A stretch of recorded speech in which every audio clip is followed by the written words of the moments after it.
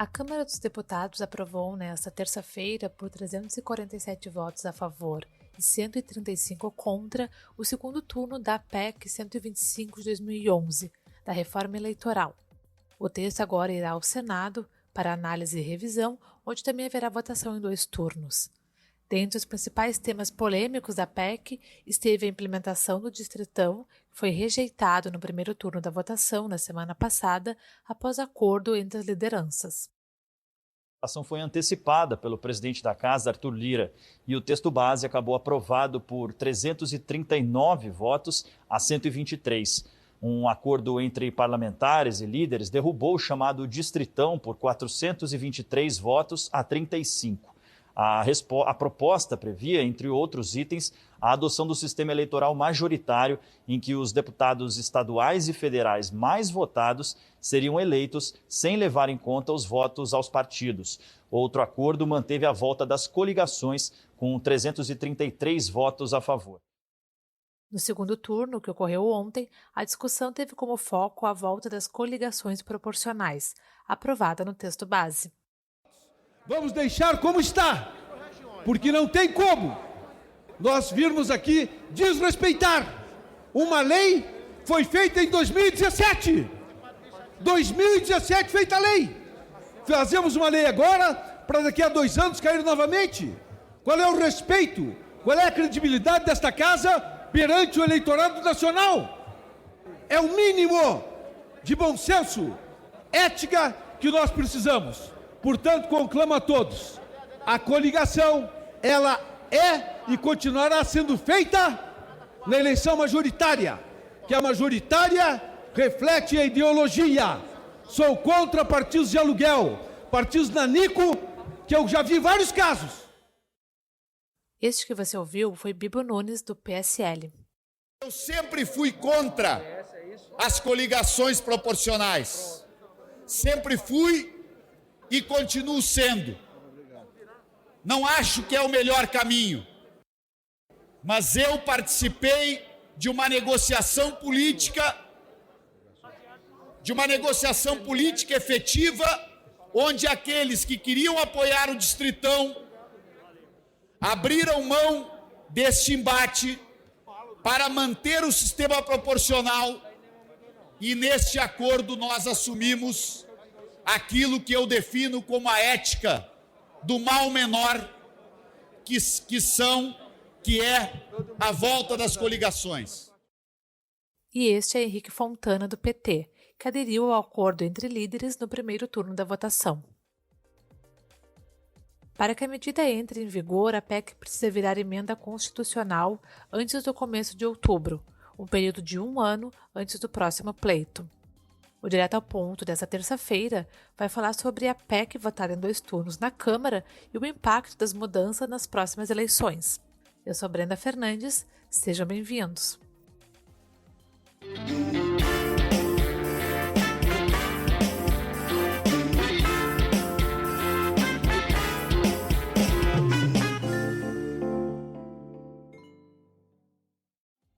Para conversar sobre os principais pontos do texto base da PEC, que traz discussões novas e também recupera pautas antigas do sistema eleitoral, eu recebo hoje a jornalista e editora de política do Correio do Povo, Maureen Xavier.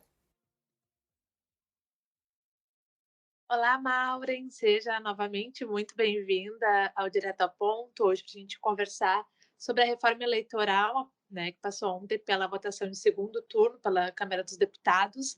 E seja muito bem-vinda para a gente discutir um pouco os principais pontos desse texto base aprovado. Obrigada pelo convite, Brenda, ouvintes. Exatamente, parece que nós acabamos de sair de uma eleição e já estamos discutindo a próxima, que é bem tradicional da política brasileira. O ano que vem nós temos eleições gerais, governadores, assembleias, Congresso, presidência, e então normalmente 1 ano antes o Congresso, que é quem tem a autonomia de fazer essas mudanças na legislação, nas regras, sempre discute e pegam algum projeto, que foi o que a gente acompanhou basicamente nessas últimas 2 semanas de discussão da PEC 125 de 2011. Mas aí a gente vai falar um pouquinho melhor sobre esse ano também. Maureen, essa PEC ela teve vários pontos polêmicos, né, que tomaram bastante das discussões, entre outros assuntos, né, que ultimamente estão na pauta, como o voto impresso também, que foi votado recentemente. E um desses pontos polêmicos que tomou, então, os debates do primeiro turno ainda da votação na Câmara foi o distritão, né? E depois de um acordo entre lideranças partidárias, o sistema eleitoral majoritário, que a gente chama de distritão, um dos pontos mais polêmicos, ele foi retirado da votação ainda em primeiro turno. O distritão, para quem não sabe, ele implicaria em eleger somente os candidatos mais votados, sem proporcionalidade de votos recebidos pelas legendas. E eu queria que tu explicasse quais foram os pontos discutidos que levaram principalmente à rejeição desse sistema, desse modelo, e qual foi a surpresa dessa votação ainda na semana passada, né, que correu o primeiro turno. Pois é, então, vamos só para recapitular um pouquinho, né, para o ouvinte se contextualizar. Essa PEC, ela começou a tramitar, ela é de 2011, como eu comentei. Inicialmente, ela tinha um objeto, que era proibir que as eleições acontecessem próximo de feriados. Por quê? Porque tinha tido uma experiência de uma eleição que aconteceu próximo de um feriado, o pessoal muitos eleitores acabaram não votando, fazendo aquele feriadão, então essa era a ideia. Ela foi pega a essa proposta, que por ser uma PEC tinha assinaturas já ela precisa, para ser protocolada, uma assinatura grande de número de deputados, e daí ela passou por uma comissão especial, e nessa comissão especial foi feito um relatório substituto. Esse relatório foram acrescentadas várias coisas, mudando as regras da eleição. Essa comissão ela vinha discutindo nas últimas semanas esse projeto. Na segunda-feira da semana passada, meio assim, a toque de caixa, vamos usar um termo popular, ela foi discutida e foi aprovada. O que ela previa, né? O que a relatora havia colocado, entre outras coisas? Uma, a volta das coligações. Outra, a questão de um sistema que até ficou bem confuso como seria, que era uma espécie de várias tentativas. Primeiro um distritão, depois um distritão misto, depois uma proporcional, e vamos ver como é que ia ficar. E também previa, por exemplo, um tema que acabou até gerando pouca discussão, mas que acho que é interessante a gente ficar atento, que era o chamado voto preferencial, que é adotado, né, em pouquíssimos lugares, mas que não há o segundo turno. Por quê? Porque o eleitor, quando vai votar, vota em mais de um candidato. Ele vota, na verdade, por ordem de preferência. Então, aquele candidato que, por exemplo, não conseguir sozinho 50%, conforme ele for somando as outras posições que ele ficou, o primeiro que chegar a 50 ganha a eleição. Enfim, essa proposta foi tida como uma grande inovação, porém gerou muitas críticas, principalmente pelo curto prazo de tempo, de uma mudança que já está meio, vamos dizer assim, incorporada na nossa eleição, né? Que é o segundo turno, quando os candidatos não atingem os 50%. Bem, nessa discussão houve uma briga bem forte contra o distritão, né? E alguns argumentos a favor. Basicamente, hoje a gente vai levar em consideração a aprovação da PEC de 2017 e que passou a valer na eleição passada. Nas eleições proporcionais, por exemplo, um candidato a governador, que é uma eleição majoritária, faz coligação. Então, são vários partidos apoiando o mesmo candidato, no sentido de fortalecer aquele nome, porque também é um número menor de candidatos.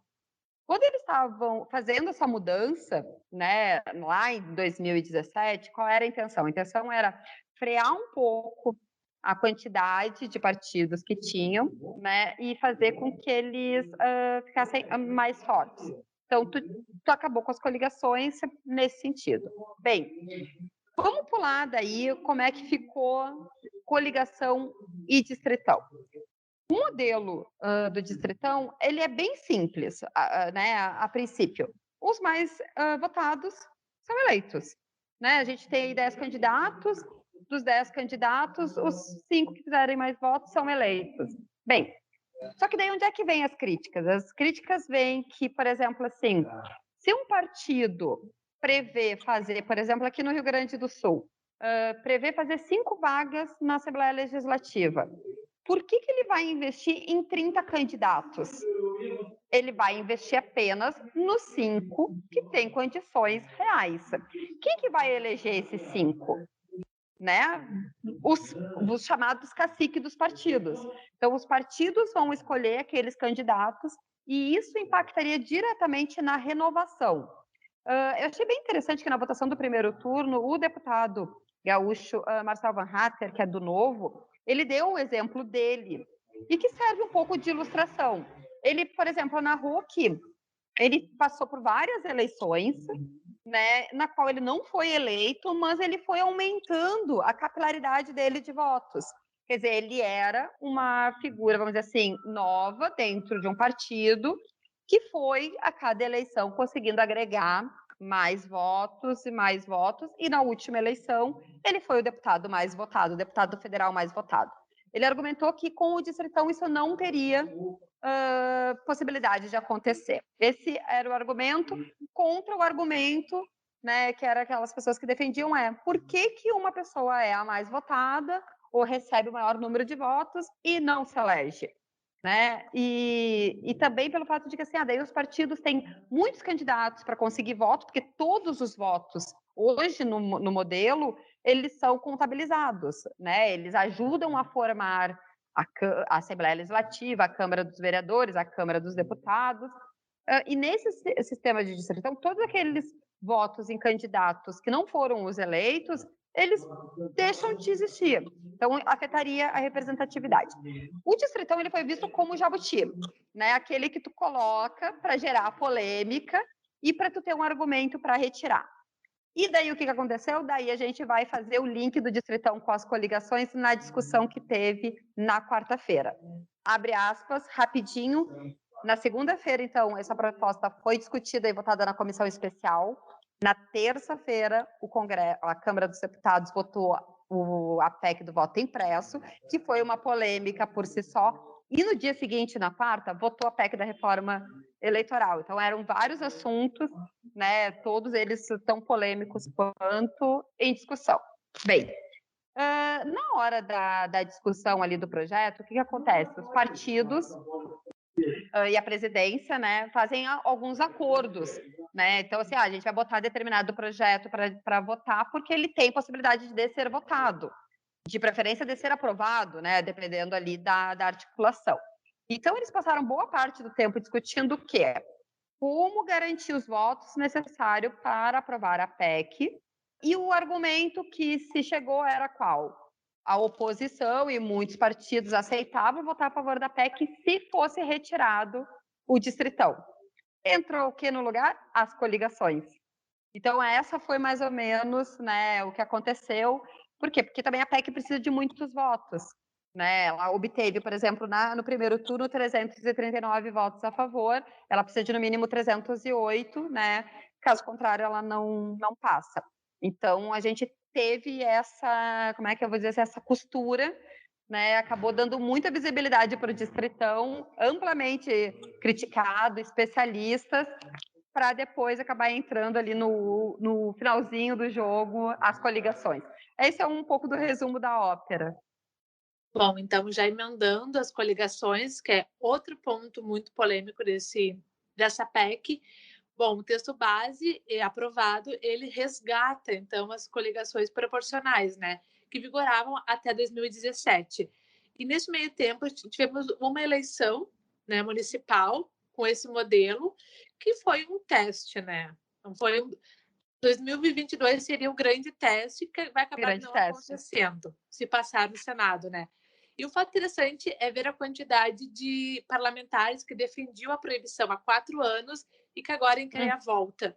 O que a gente pode dizer, analisar, o que aconteceu nesse meio do caminho, né, que mudou a posição dessas legendas, e quais são as possíveis consequências de retomar este modelo? Pois é. Então, quando os deputados votavam em segundo turno, um dos, vamos dizer assim, dos destaques nas discussões e nas argumentações foi a questão das coligações, né? Então, por exemplo, muitos deputados criticando, mas justificando que foi o acordo que foi feito, né? Mas para a gente ponderar, assim, eu acho que é bem interessante. Uma das críticas, né, da questão da coligação era o quê? Bem, a gente teve uma emenda que foi aprovada em 2017, que era qual era o objetivo? Reduzir a quantidade de partidos. Nós temos muitos partidos, cada político, né, quer ter o seu partido para chamar de seu. Então, e daí tu tinha os partidos nanicos ou chamadas legendas de aluguel. Por quê? Porque tudo isso está vinculado assim, o que eu ganho me coligando, né? Qual é o porquê, né? Até porque é o seguinte, se tu tem afinidade ideológica, talvez tu seja o mesmo partido, né? Então, onde é que viria essa questão? Então, ela estava muito associada com essa reforma, daí sim, partidária, né, de reduzir o número de partidos. O que a gente teve na última eleição, que muitos parlamentares chamaram até de, foi um ensaio o que aconteceu, eles foram os cobaias, os vereadores. O ano passado, 2020, quando nós tivemos as eleições para os vereadores, cada partido podia apresentar uma chapa completa com os seus candidatos, de apenas seus candidatos. Então, por exemplo, assim, um partido ali que lançou 10 candidatos na outra eleição, porque estava dentro de uma chapa que tinha que atingir um número, dessa vez ela podia atingir, por exemplo, aqui em Porto Alegre, até 55 candidatos. Então, teve um volume de candidatos, né, muito maior. O que, segundo alguns deputados, ontem, né, nas discussões, gerou um peso muito grande, né? Deixou muito cara a eleição, porque assim tu tem muitos candidatos, tu pulveriza demais. Enfim, esse é o argumento, né, que eles apresentavam. Ao mesmo tempo, tu tem aqueles que diziam assim, não, mas espera aí, a gente precisa pensar o Congresso. Então, se tu não tem o teste de como isso vai ser aplicado no Congresso, tu não teve essa medida realmente aplicada, né? Faltava esse teste final. Inclusive, muitos chegaram a dizer que essa mudança agora, ela traria até uma insegurança política. Quer dizer, eu estou agora numa regra, mas aí depois, daqui a 2 anos, as regras mudam, né? Mas assim, enfim, o que as coligações buscam? As coligações buscam, entre outras coisas, manter vivos os partidos menores. Esse é o resumo, é proteger eles de uma certa maneira. Por quê? Quando tu tem uma coligação, acontecia aquela coisa assim, você votou num e ajudou a eleger outro, né? Por quê? Se no distritão quem tu votasse era a pessoa que seria eleita, né, e ela teria que ter a maior quantidade de votos, nas coligações, conforme a quantidade de votos vai crescendo, vai abrindo vagas dentro da coligação, né? Então, ele é um sistema de cálculo um pouco mais diferenciado e tu tinha muitas vezes aqueles também, tipo aquele puxador de votos, né? E aquele puxador não levava só do seu partido, ele levava dos outros partidos também. Então, assim, tem muitas críticas e ele vai sofrer, né, pelo que tudo indica, algumas resistências no Senado que não vê, né, com bons olhos fazer esse tipo de alteração agora. Mas, entre outras coisas, é para proteger, né, alguns partidos menores e das próprias alianças, né, que existem e que vão existir nos estados e nos municípios nas próximas eleições. E como a proposta aprovada ontem, Maureen, ela limita a atuação tanto do Tribunal Superior Eleitoral e até mesmo do STF no processo eleitoral. E o que a gente deve esperar como desdobramento dessa decisão, dessa cláusula? Exatamente. Tem vários pontos, né? A gente, por ela ser ampla, por ser uma reforma, e a questão do distritão ter recebido uma atenção muito grande, e as coligações também, até pelo que a gente pode dizer de entendimento. É fácil a gente discutir como são eleitos os deputados, assim como a gente discute, né, a questão de como é a eleição do governador.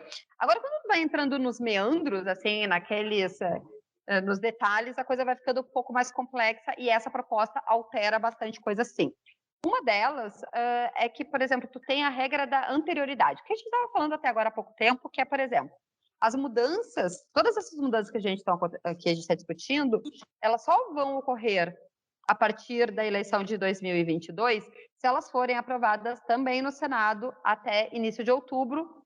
Então, quer dizer, tu tem um prazo aí de praticamente um pouco mais de um mês para discutir isso, porque precisa ser discutido votação em 2 turnos. Claro que a gente sabe que no Congresso, quando tu quer, a coisa anda e anda rápido, como a gente viu, né, agora nessas 2 semanas. Só que assim, o que ela prevê? Ela prevê que, por exemplo, quando precisar alguma lei mudar o processo eleitoral, ela vai entrar em vigor na data da publicação. Não mais será aplicada à eleição seguinte. Então, quer dizer, pode ter uma mudança em março do ano que vem para a eleição de outubro. Tá? O que a gente tem que levar em consideração que é perigoso, ou que tu deixa uma brecha, né? E ela também determina que a aplicação da regra, né, para as decisões interpretativas ou administrativas do Supremo Tribunal Federal ou do Tribunal Superior Eleitoral. Quer dizer, tu acaba meio que engessando algumas decisões e tu pode mudar as regras do jogo muito perto do jogo. Né? Fazendo uma comparação com o futebol, bem, tu tem 11 jogadores de cada lado para jogar, e daí, um dia antes do jogo, tu decide que não, são 12. Entendeu? Ou tu decide que não, são 10. Ou tu decide que não vai ter goleiro. Entendeu? E daí tu tem que fazer todo o entendimento na última hora. É importante, né, a gente citar que, assim, a eleição é complexa? É complexa. Entendeu? Tu tem aí toda uma série de mudanças, porque essa reforma, ela vem num processo que é contínuo, né? Parece que é novidade, mas não é. Então, a gente teve grandes mudanças recentemente na questão de financiamento, na questão de propriamente de ter cotas de candidaturas para mulheres, entendeu? De divisão de fundo partidário. Então, assim, e tu mantém esse período de um ano, tu conseguia ter uma certa previsão. Olha, até ali pode mudar. E a partir de agora, não. Então, esse é um ponto que está na PEC, que talvez ela vai ser um pouco mais explorada pelo Senado, ou não, né? Ou vai passar e daí a gente vai ter que ver como é que vai ser a execução propriamente dita. Esse texto base também, Maureen, ele abarca outras discussões como fidelidade partidária, até a questão de distribuição dos recursos, tanto do fundo partidário como do fundo eleitoral, e mudança até na data de posse. Quais desses outros temas tu acha que pode ganhar mais atenção na discussão no Senado? Pois é, acho que tem vários pontos que podem, por exemplo, tu falaste da questão da data da posse, né? Esse não é um assunto também recente, a gente tem tradicionalmente as posses no dia 1º, governadores, prefeitos, presidente, e a partir, né, da próxima eleição, de acordo com a sanção agora, com a sanção não, com a promulgação da PEC, por exemplo, a posse de presidente da República e de governadores passaria do dia 1º de janeiro para os 5 e 6. Então, por exemplo, ao invés de ser 1º de janeiro, vai ser 5 de janeiro no caso do presidente e dia 6 no caso dos governadores. A relatora estava explicando que essa mudança ela tinha um conceito que era menos interno do Brasil, mas mais internacional. Por quê? Porque muitas vezes na posse do presidente, chefes de Estado não vinham ou não enviavam representantes em função do fato de ser perto do Ano Novo, né? Quer dizer, tá todo mundo nos outros lugares do mundo fazendo festa de Ano Novo e tinha que vir para a posse. Então tem essa perspectiva de ampliar, né? Mudando um pouco essa data, empurrando um pouco mais para frente a possibilidade. Então é uma mudança que, se tudo correr, a gente vai ter isso em 2023, depois das eleições. Tem um ponto que eu acho que, assim, foi um pouco discutido, não chego a prever, não chega a prever, né? Acaba sendo até difícil, mas, assim, não acredito que vai gerar resistências, mas que é muito interessante que traz essa PEC, inclusive, e isso foi discutido ontem, no segundo turno, por quê? No segundo turno da PEC, tu tem os destaques, assim como tu tem no primeiro. São coisas que tu pode, né, tirar, incluir, alterar no texto. No segundo turno de uma PEC, tu só pode retirar. que eles chamam suprimir do texto. E uma das questões que o PSL apresentou um destaque para retirar do texto, e ele acabou sendo derrotado, é o que previa a contabilidade dos votos em mulheres e em negros, no que refere-se à distribuição de recursos para os partidos políticos. Ficou meio estranho, os votos de mulheres vão valer 2, o que é isso? Então, mas assim, de uma maneira bem curta, é uma maneira de estimular os partidos, né, a terem candidaturas de mulheres e terem candidaturas de negros. Já teve uma decisão do ano passado em relação a isso, porque assim, não é tu dizer que todos são iguais. Sim, todos são iguais, só que hoje tu tem um perfil de político e que a gente sabe que a inserção de outros grupos nesse perfil, para diversificar esse perfil, ele é um tanto quanto difícil, né? Então, é tentar deixar todos eles em condições um pouco melhores para disputar essas vagas. Então, o que ela prevê? Ela prevê que os partidos vão ter interesse de ter candidaturas de negros e mulheres. Por quê? Porque se tiverem de mulheres, e essas mulheres forem bem votadas, ou de negros eles forem bem votados, isso vai ajudar na contabilidade do recebimento dos valores de fundo. Quer dizer, não tem de ser eleito ou não, é quanto eles vão receber de recursos. Então, a Bia Kicis, até que apresentou o destaque ontem, ela achava que esse não era um argumento justo, porque ela se sentia, né, discriminada por ser mulher, então como se ela fosse ter uma vantagem, mas não chega a ser uma medida exatamente para os políticos, mas sim para os partidos. Tem uma outra discussão, essa foi retirada da PEC, que daqui a pouco até pode ser levantada, porque podem, né, sofrer alterações. Nisso era a cláusula do desempenho. O que é a cláusula de desempenho? A cláusula de desempenho, basicamente, era o acesso aos fundos partidários. Ele também foi aprovado há um tempo nesse processo de tentar diminuir a quantidade de partidos. Então, tu teria que ter muitos, né? Tu teria que ter, no mínimo, né, muitos votos, tanto na Câmara quanto nos estados, para ter. E eles queriam acrescentar a quantidade de senadores para complementar esses números. Isso acabou sendo tirado ontem num destaque. Pode ser que o Senado traga essa discussão. Porém, né, a discussão, acredito, nesse momento, por tudo que está sendo indicado, cairá sobre as coligações. Há uma resistência. Ontem, depois da votação, o presidente da Câmara, o Arthur Lira, disse que havia conversado com o presidente do Senado, Rodrigo Pacheco, que disse que vai dar prioridade para a votação, que vai à votação. Agora, como vai ser a discussão é outro jogo. 81 senadores, precisa de 49 votos. Então, ali acho que vai ter uma outra discussão. Então, tá, agora a PEC segue para o Senado, onde tem que ser aprovado também em 2 turnos, né, Mauri? O que pode atrasar esse rito, caso o texto volte para a Câmara, é isso? Sim, dependendo das alterações que eles fizerem, o texto volta para a Câmara para ser votado novamente. A questão é que, assim, tem essa mudança ela acontece com algum tempo, né? Então, tem aí uma margem para discutir. A gente, oficialmente, se a gente vai pensar, assim, das próximas semanas, a gente tem ali a semana do dia 7 de setembro, que é um feriado 7, que é uma terça, que é dia de votação. Então, mas fora isso, a gente tem um mês cheio de setembro para votação e discussão. Então, vai mais depender exatamente dos interesses do que qualquer outra coisa. Certo, Mauri, muito obrigada pela participação, pelos esclarecimentos, e creio que ainda vamos ter mais algumas oportunidades de discutir essa reforma, né, mais próximas eleições. Também nós temos outras pautas que envolvem a eleição ainda, tramitando aí em discussão também, né? Então, acho que tem muito assunto ainda para a gente tratar antes mesmo das eleições.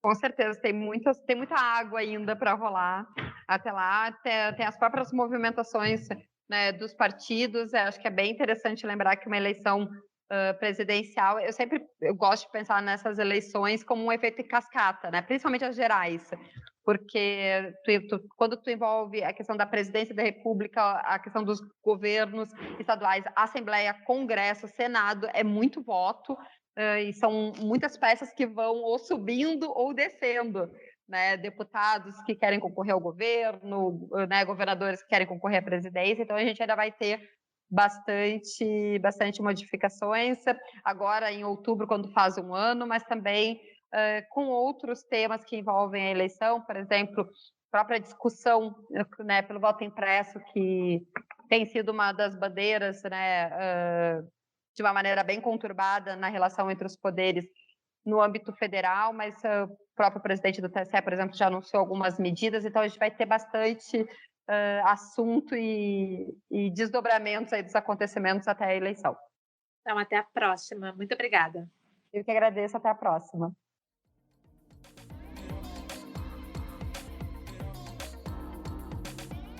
O Direto ao Ponto desta quarta-feira fica por aqui. O episódio conta com sonoras da Câmara dos Deputados e da TV Record. A apresentação é de Brenda Fernandes e a edição de Ali Felencar. Até a próxima!